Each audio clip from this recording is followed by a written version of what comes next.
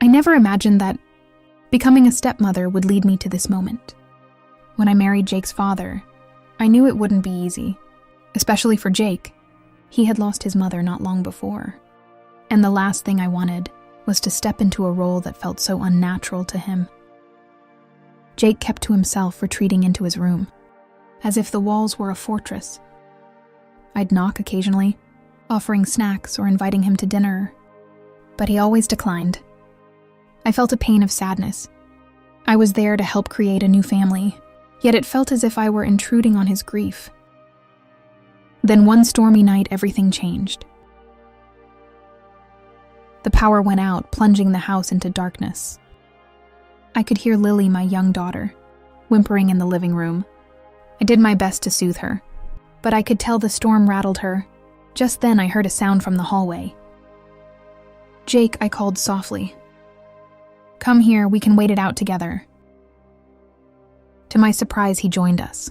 We lit candles, and I began to tell stories from my childhood. Stories of laughter and adventure.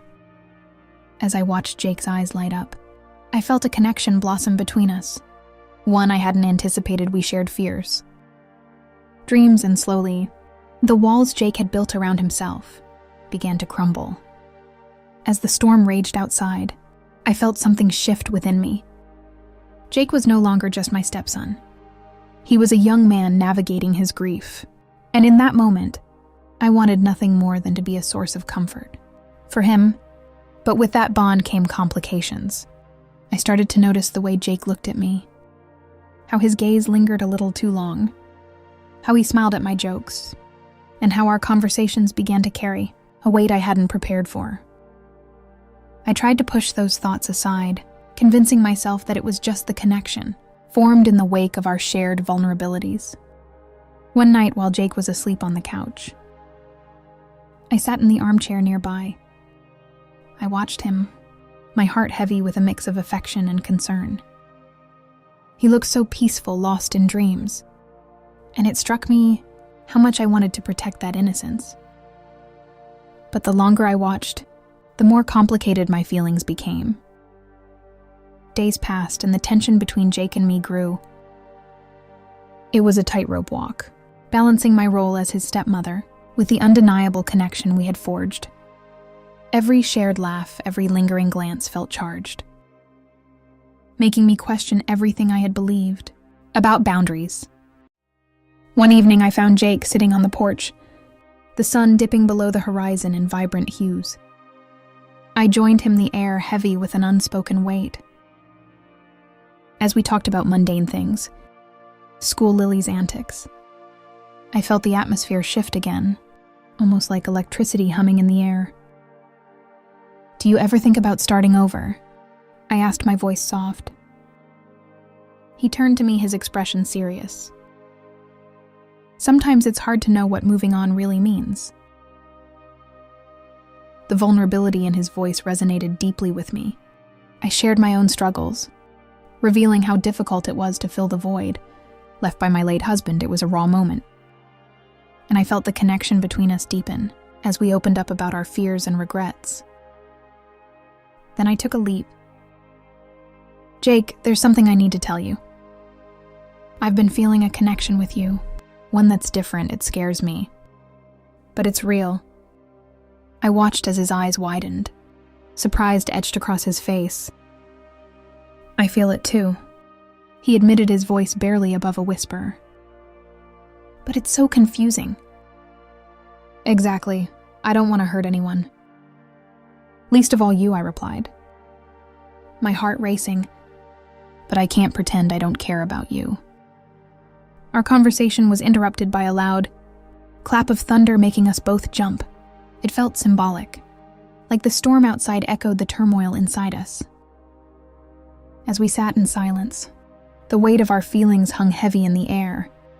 Just then, Lily appeared in the doorway, her small figure framed against the light. "Mom, Jake, come inside, it's getting dark." Her innocence shattered our moment, and as we returned inside, I couldn't shake the feeling that things had irrevocably changed. After that night, everything felt different, and the air was thick with unspoken emotions.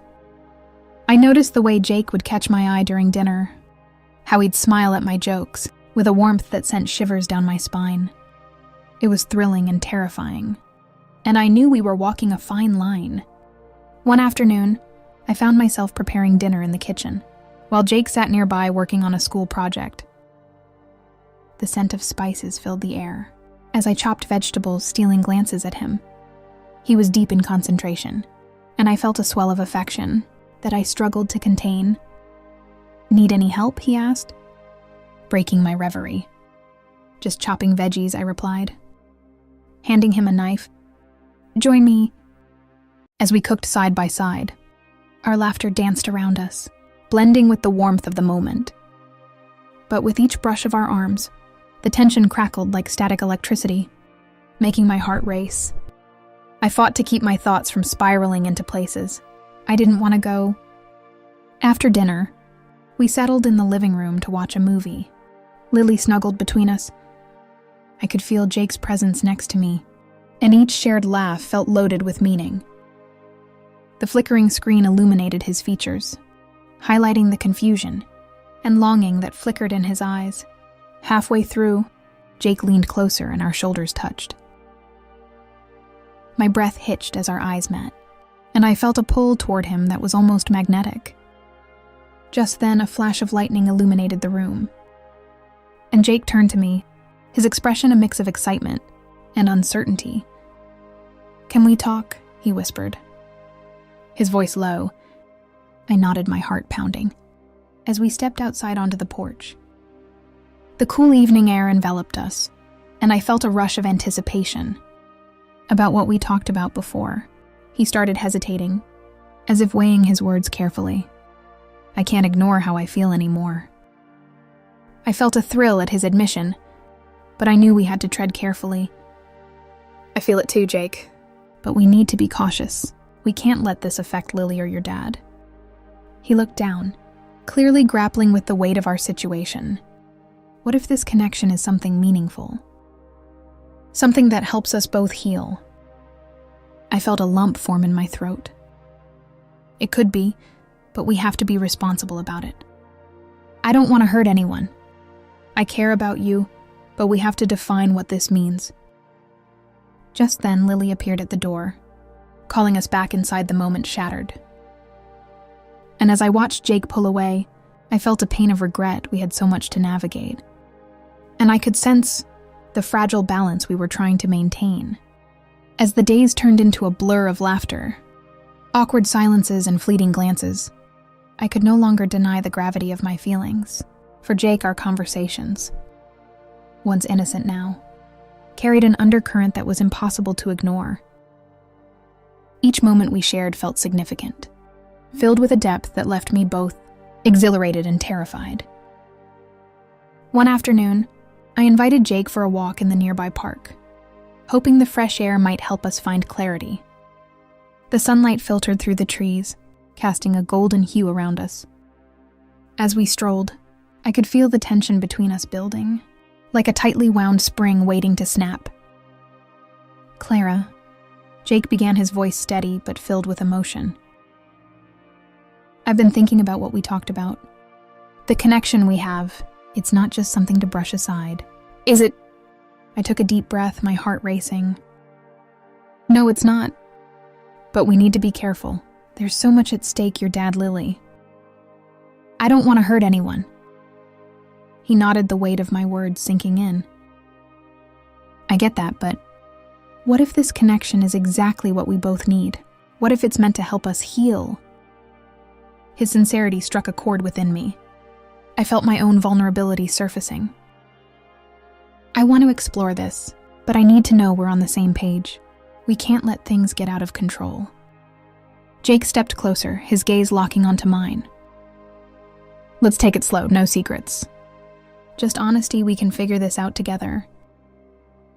Relief washed over me. I could feel the tension easing, replaced by the hope of a cautious path forward. One step at a time, I agreed, my voice soft. As we returned home, I felt lighter, like a weight had been lifted.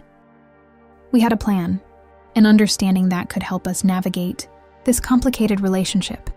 That night I lay in bed, thoughts swirling around me. I thought of my late husband, of Jake's mother, and of the delicate balance we were trying to maintain. A few days later, I found myself awake in the early hours, the house still quiet. I tiptoed to the living room thinking to grab a book. As I walked past Jake's room, I noticed his door slightly. Ajar, a soft glow of light spilled out, and curiosity drew me closer. I gently knocked and Jake's voice came through. "Come in." He was sitting up in bed reading. Our eyes met, and I felt a rush of emotions: comfort, longing, fear. "Can't sleep?" I asked. Stepping inside, "No." He replied, a small smile breaking through. "Just thinking." I sat on the edge of his bed, our connection palpable in the quiet room. "About what I asked." My heart racing about us, he said softly, his gaze steady. "I want to be honest with you, Clara. I've never felt this way about anyone before." I swallowed hard, knowing the importance of this moment. "Neither have I, Jake. It's new and frightening, but also beautiful." He reached out, taking my hand gently. The warmth of his touch sent shivers through me, igniting a spark I couldn't ignore. "I want to figure this out, whatever it may be." "I don't want to lose you." In that moment, I realized that the feelings we were grappling with were more than just infatuation. They were a bond that could help us heal, if only we navigated it carefully. "Let's promise to communicate," I said, squeezing his hand. "We'll take it slow and make sure we're both comfortable with every step we take." "Agreed," he said, his expression earnest. As I sat there, hand in hand with my stepson, I felt a sense of peace settle over me. We were treading uncharted waters, but with honesty and understanding, we could build something beautiful together, something that honored our pasts while looking toward a future filled with possibility. With that thought in my mind, I leaned down and kissed his forehead, a gesture of comfort and connection. I knew we had a long journey ahead, but for the first time, I felt hopeful about what lay ahead.